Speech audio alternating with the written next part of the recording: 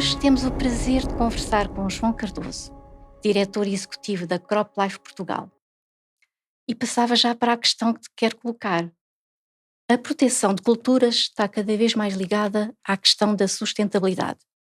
Dado o crescente escrutínio sobre o uso de produtos fitofarmacêuticos, como é que a indústria se está a adaptar às novas expectativas ambientais sem comprometer a produtividade e a segurança alimentar? O que é que está a ser feito para equilibrar as duas necessidades, produção alimentar e proteção ambiental? Os desafios de sustentabilidade são muito grandes e são reflexo do contexto em que vivemos aos dias de hoje. Estamos num período em que a Comissão Europeia está a tomar posse para um novo mandato, na qual a ciência e a tecnologia são um dos grandes reptos, e nós, enquanto ciência para a proteção das plantas, temos grandes responsabilidades ao nível da inovação e do desenvolvimento para a produção dos alimentos. Temos alguns compromissos que assumimos até 2030, por exemplo, proteção de pessoas e de ambiente. Queremos formar até 1 milhão de agricultores ou técnicos até 2030. Devo dizer que já atingimos 66% desse objetivo e ainda não passámos o meio da década. Temos também compromissos com a economia circular, em que queremos fazer a recolha de embalagens vazias com uma meta de 75% já em 2025, e devo dizer que já estamos muito perto do objetivo. E também temos como foco de investimento as ferramentas de agricultura digital e de precisão e também de biopesticidas, num conjunto total de 14 mil milhões de euros. Portanto, estes são alguns dos objetivos palpáveis que nós temos para colmatar esta necessidade de sustentabilidade, e que queremos trazê-los para dentro do setor da proteção das plantas. Muito bem, a inovação tecnológica tem sido uma aliada essencial na evolução da proteção das culturas. Quais são as tecnologias emergentes que têm mais potencial para transformar o setor? Como é que a indústria se está a integrar estas novas soluções, como os biopesticidas ou até a inteligência artificial, para otimizar o uso dos produtos e minimizar o impacto ambiental? Estas ferramentas tecnológicas, como disse, fazem parte da nossa visão para a agricultura do futuro. Algumas delas que carecem de um enquadramento regulamentar, por exemplo, mas outras não. Aquelas que não carecem de enquadramento regulamentar são aquelas que estão a ganhar mais tração e mais velocidade. Estou-me a lembrar, por exemplo, das ferramentas de apoio à decisão, que ajudam o agricultor em parametrizar todas as variáveis agronómicas, ou pelo menos as mais importantes, para o ajudar a tomar decisões. Por exemplo, os dados meteorológicos podem ser trabalhados de forma a termos ferramentas de previsão da ocorrência de doenças, ou então os parâmetros do solo, idem. Por exemplo, os dados meteorológicos podem ajudar a prever o míldio, por exemplo. Os dados do solo podem ajudar a prever a presença de nematos, só para dar dois exemplos muito concretos daquelas ferramentas que estão efetivamente a ser cada vez mais adotadas.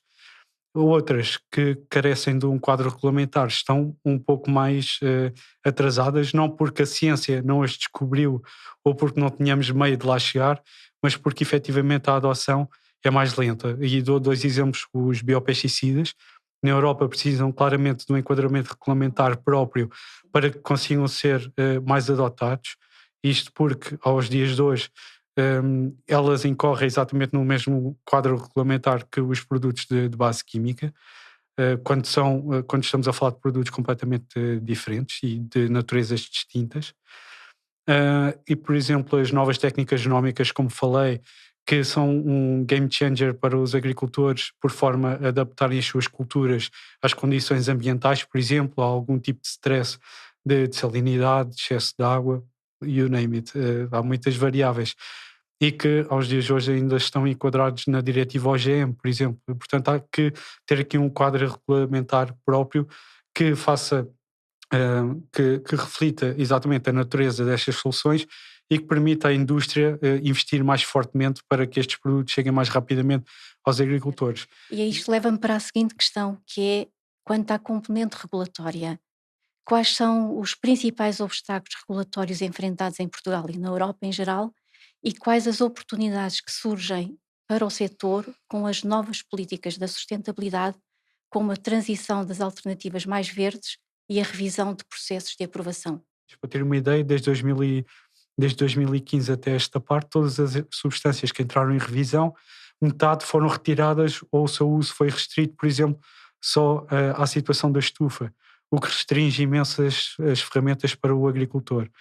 Para terem outro dado estatístico, desde 2019 que não é aprovada uma substância ativa de base química, isto por via destes critérios que estão em vigor. Hum, Também dizer que das 439 substâncias ativas que temos hoje no mercado europeu, cerca de 347 são substâncias de base química, 67 biológicas e 25 são substâncias de base. Portanto, ainda temos aqui uma grande predominância de substâncias ativas de base química. Estas 67 biológicas parece uma grande variabilidade, mas não é, porque muitas delas são variantes portanto, da mesma bactéria, por exemplo. Portanto, há aqui pouca variabilidade ainda.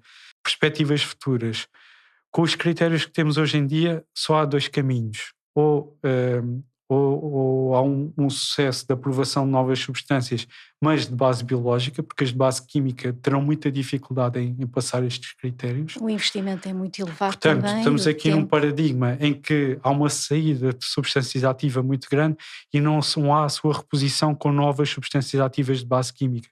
E os agricultores começam a ter bastantes dificuldades em gerir, por exemplo, modos de ação, em gerir resistências, em gerir novas pragas e doenças, porque não há aqui uma reposição um por um de cada retirada que há. A velocidade das que saem é muito superior àquelas que vão entrar. Precisamente, portanto não há aqui uma reposição e isso está a deixar os agricultores com cada vez maiores dificuldades. Ou por outro lado, há aqui uma questão que ainda não está a ser considerada, mas que há abertura para ela e que deve ser efetivamente adotada. Portanto, passarmos aqui das palavras às ações, que é considerar as tecnologias na mitigação e na avaliação de risco das substâncias. Por exemplo, hum, a questão de umas substâncias que já saíram do mercado, os neonicotinoides.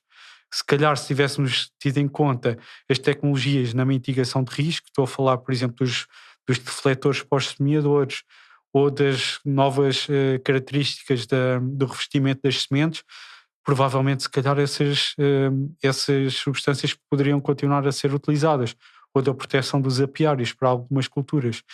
Isto para dizer que, se a Europa não tem em conta medidas de mitigação de risco com as novas tecnologias, por exemplo, os pulverizadores de cada vez melhor qualidade, a inspeção dos próprios pulverizadores, ou a própria evolução dos equipamentos de proteção individual para o operador, ou sistemas como... Tratores com cabine, uma coisa Sim, tão sim. simples como esta. Ou, por exemplo, os sistemas de transferência fechado que eu falava há pouco, Sim.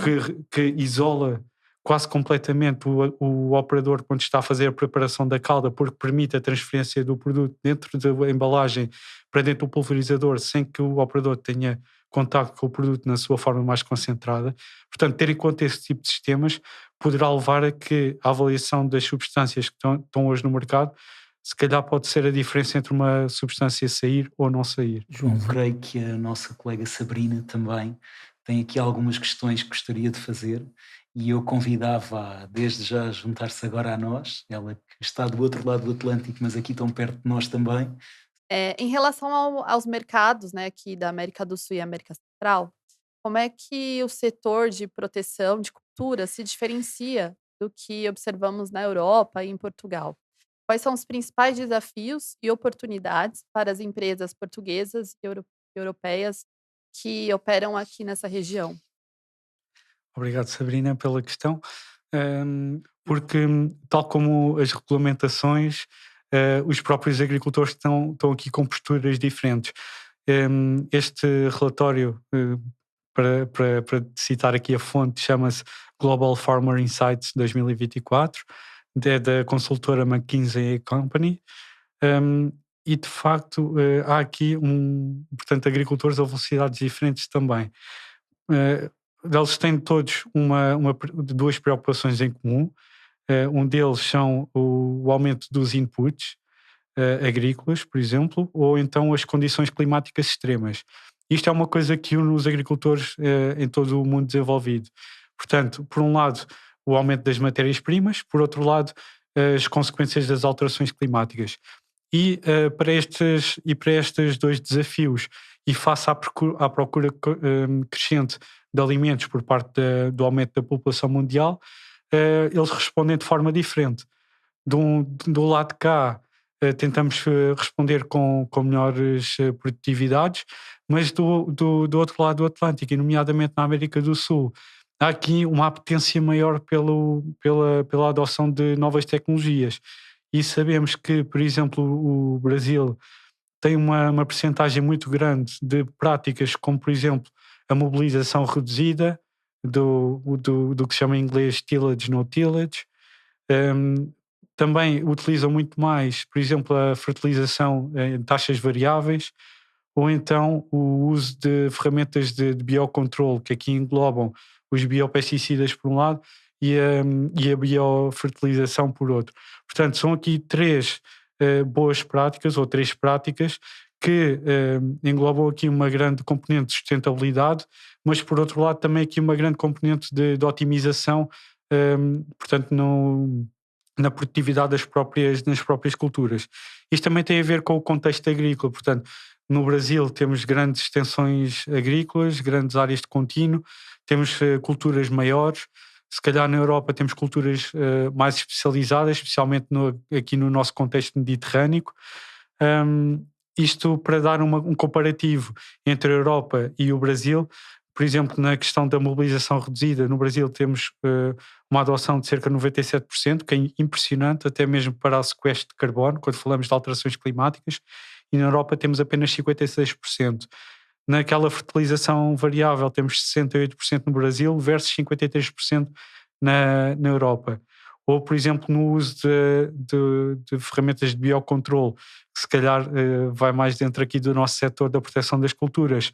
No Brasil já temos 67% de adoção, que é a maior taxa no mundo, de acordo com este relatório, que é muito impressionante ao nível do Brasil. E na Europa temos apenas 41%. Isto também, se calhar, pela menor oferta de soluções face à realidade do Brasil. Sim. Estava a querer colocar aqui a questão, não terá a ver também com a falta de regulamentação na Europa, em que no Brasil estão muito mais avançados, já têm regulamentação e as empresas já podem submeter os seus dossiês e têm uma receptividade diferente.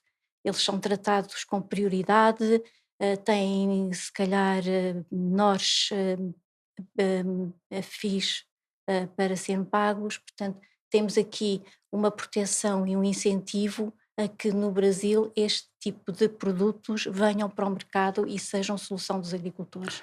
Precisamente, Paulo, há aqui esta estatística que no Brasil eles demoram cerca de 2 anos a aprovar um produto de base biológica, ao passo que na Europa demoram cerca de 7 anos, pelo menos, Exato. a aprovar um produto de base biológica. Por outro lado, no Brasil já há este marco regulamentar que enquadra estes produtos e os distingue dos produtos de base química, coisa que, como vimos ao longo da nossa conversa, ainda não acontece na Europa. Portanto, há aqui um incentivo diferente para as próprias empresas investirem nesse mercado, porque, por um lado, tem procura no lado dos agricultores, o que incentiva claramente o investimento, e, por outro lado, o Estado brasileiro incentiva aqui ao registro destes mesmos produtos. E isso, logicamente, que é um driver importante para as empresas investirem na inovação e nesse tipo de tecnologia, nesse tipo de mercado. Considerando que a América do Sul tem um clima e um ecossistema muito diferente, né, do clima e da Europa, quais são as especificidades das soluções de proteção adotadas por aqui, né? Existem práticas inovadoras que possam ser aplicadas na Europa, por exemplo? Como falava há pouco, claramente a experiência das boas práticas do maneio do solo, que estão a ser bastante estudadas pela parte da agricultura de conservação ou agricultura regenerativa, como hoje chamamos, e que podem ser uma excelente prática agronómica no presente e para o futuro da agricultura europeia. Isto falando nas culturas mais extensivas, como por exemplo nos cereais, no milho, por aí fora, que o Brasil é uma das grandes, ou se calhar até a maior potência ao nível mundial. A questão dos drones também, que já são amplamente utilizados no Brasil e que se calhar podemos beber um pouco desse conhecimento e dessa experiência que já tem. A questão também dos produtos biológicos, dada a maior vastidão de soluções que já estão lá registadas, poderemos também ter aqui um maior conforto ao nível de resultados e trazer para cá alguns produtos trazer para cá, isto é, aprender com a realidade brasileira e depois implementar na realidade europeia, por exemplo, os produtos de base biológica, como dizia,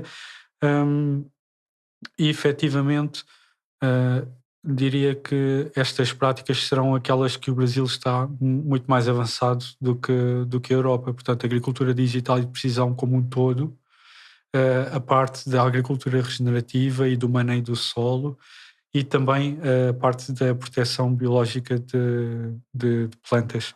Portanto, essas são 3 grandes áreas que o Brasil pode aportar bastante conhecimento. O Brasil Uhum. exporta muita coisa e culturas, por exemplo, como a própria manga, né? Então, produtores e os técnicos, enfim, têm muitas dúvidas em relação ao processo, né? Como que é o processo de aprovação de um ingrediente ativo aí na Europa? Aqui na Europa há como que uma avaliação de várias fases. A primeira fase de todas, quando estamos a falar ainda da substância ativa, essa avaliação é feita pela nossa Autoridade Europeia da Segurança Alimentar, a EFSA, que corre todos os compartimentos de risco de uma substância, desde o risco para o próprio operador, que vai utilizar aquela substância ativa, para o consumidor, nomeadamente através dos limites máximos de resíduos, que são amplamente estudados, e depois tem um coeficiente de segurança de no mínimo 100 vezes para aquilo que é cientificamente comprovado. Depois, passando essa primeira fase da avaliação da substância ativa por parte da EFSA, ela passa para o nível da avaliação já como produto formulado por parte dos países. E aqui depois há um país que vai ser o relator para esse produto, e depois o produto depois de passado ao nível europeu, que aqui na Europa temos a avaliação também zonal, com 3 zonas, da Europa Central, da Europa do Norte e da Europa do Sul. Depois de avaliado a esse nível, é ainda registado ao nível nacional pelas autoridades nacionais. Portanto, os produtos fitofarmacêuticos não têm livre circulação na União Europeia, eles têm que ser registados Estado a Estado, e ao nível nacional eles são aprovados e autorizados pela Direção-Geral de Alimentação e Veterinária, a DGAV. Portanto, podemos ver aqui vários níveis de aprovação de produtos. E realmente aqui todo este itinerário é muito pesado ao nível do investimento das empresas. Para terem uma ideia, o registro de produtos, só a fase de registro, aumentou 25% entre 2014 e 2019. Portanto, houve aqui um aumento para 42 milhões, portanto, nesta fase portanto, do ciclo de vida do produto antes de chegar às prateleiras dos distribuidores. E já agora, para complementar, são 3 compartimentos que prefazem um total de 301 milhões de euros para descobrir um produto, desenvolvê-lo e passá-lo pela fase regulatória. A outra parte de desenvolvimento é a mais cara de todas e vale cerca de 133 milhões de dólares.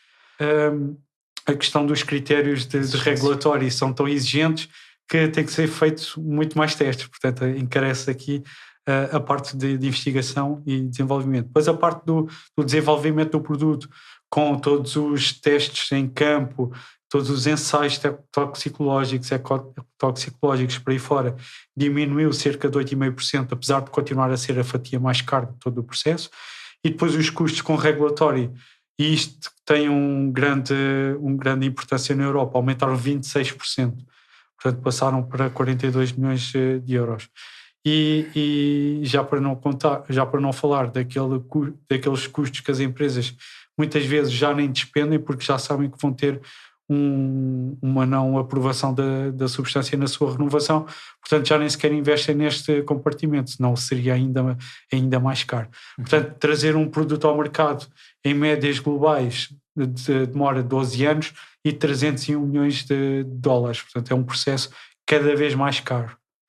Pois, portanto, isto, para além do investimento todo, fica aqui claro que a aprovação de uma substância ativa é feita a nível europeu, portanto, apresenta-se o dossiê todo que o João diz a nível europeu, é aprovado a nível europeu, mas depois o produto formulado é aprovado país a país.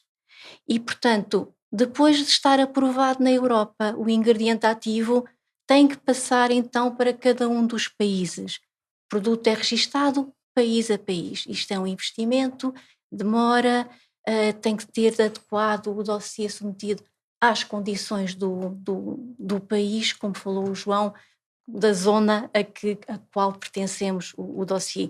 É de facto um investimento muito grande, João, e esses números têm vindo a crescer. Da última vez que eu vi esses números, que foi há 2 ou 3 anos, eles estão a crescer exponencialmente e daí também não haver possibilidade das empresas de poderem colocar produtos novos no mercado. E, portanto, temos que fazer tudo para manter e conservar aqueles que temos registados a nível da Europa e a nível dos países. João, só mais uma questão. Há bocado referiste e bem que o agricultor é o principal interessado em ter a sustentabilidade do seu lado. E sabendo que a CropLife não atua só ao nível da indústria, tem também um impacto grande naquilo que é a decisão política e a chegada de informação aos próprios produtores, aos agricultores. Perguntava-te se querias partilhar connosco ou se podes dar-nos aqui algum aporte naquilo que são atividades mais de caráter sustentável que a CropLife tem vindo, se calhar, a desenvolver nos últimos anos e que tem previsto para os próximos. Recordo-me aqui da Smart Farm, por exemplo, que serve como um modelo, não é? Não só de passagem de conhecimento, mas também de partilha daquilo que é o top do que se pode fazer ao nível da sustentabilidade, ao nível da produção agrícola, e pedia-te só que partilhasses connosco aqui alguma curiosidade ou algum Uhum. insight daquilo que está a ser tratado por vós neste momento. Nós, enquanto CropLife Portugal, tentamos ser o máximo possível o reflexo dos nossos associados e das nossas empresas associadas. E a nossa indústria é, desde há muitos anos, uma indústria preocupada com todo o ciclo de vida do produto. E isto chama-se o acompanhamento como o stewardship. Não há uma tradução assim literal para o português, mas podemos, se calhar, uma aproximação, o acompanhamento do produto. Portanto, desde que ele sai das fábricas até que a sua embalagem é reciclada, nós tentamos intervir em todo este processo. E todo este processo vai desde a proteção do operador à proteção do ambiente, e até à economia circular. E nós na CropLife Portugal temos projetos que englobam todos estes espaços. Falaste bem da Smart Farm, que é provavelmente aquele projeto mais bandeira da nossa associação, até porque foi pioneiro ao nível da Europa, porque foi a primeira quinta modelo de demonstração das boas práticas da utilização segura e sustentável de produtos fitofarmacêuticos, detida por uma associação. Portanto, as que existiam eram detidas por companhias individualmente. Portanto, foi um projeto completamente pioneiro. E desde 2022 que é possível também os nossos amigos no Brasil fazerem uma visita à Smart Farm através da nossa Smart Farm virtual. Sabemos que, por exemplo, a CropLife Europe utiliza bastantes vezes o nosso projeto como um exemplo de sustentabilidade e de capacitação dos agricultores e técnicos ao nível nacional. Para terem ideia também do alcance deste projeto, no primeiro ano da Smart Farm virtual tivemos cerca de 10 mil visitantes. Isso é espetacular, superou claramente as nossas expectativas. Nos 8 anos da Smart Farm física já tivemos mais de 1.500 visitantes no terreno a aprender estas boas práticas, desde agricultores a técnicos, até estudantes de agronomia e áreas afins, até aos próprios agricultores, como é lógico, e também políticos e comunicação social. Portanto, todos os nossos stakeholders principais já visitaram a nossa Smart Farm. Portanto, todo este ecossistema de agricultores formados, de técnicos formados, de capacitação de toda esta gente, Portanto, modernizam muito aqui o setor da proteção de plantas ao nível nacional e também ao nível europeu com a diretiva do uso sustentável desde 2013. E isto tem que ser tido em conta na avaliação dos produtos. João, obrigado pela tua partilha esta tarde, foi preciosa a informação que aqui nos trouxeste e a partilha que fizeste connosco. Em nome da Ascenza, o nosso muito obrigado pela tua disponibilidade e pela informação que nos trouxeste. Chegámos assim ao fim de mais um episódio do Ascenza Podcast. Agradecemos ter estado connosco e no próximo episódio iremos continuar a abordar temas que são super desafiantes para a Ascenza e que queremos partilhar consigo. Portanto, fique por aí. Até já!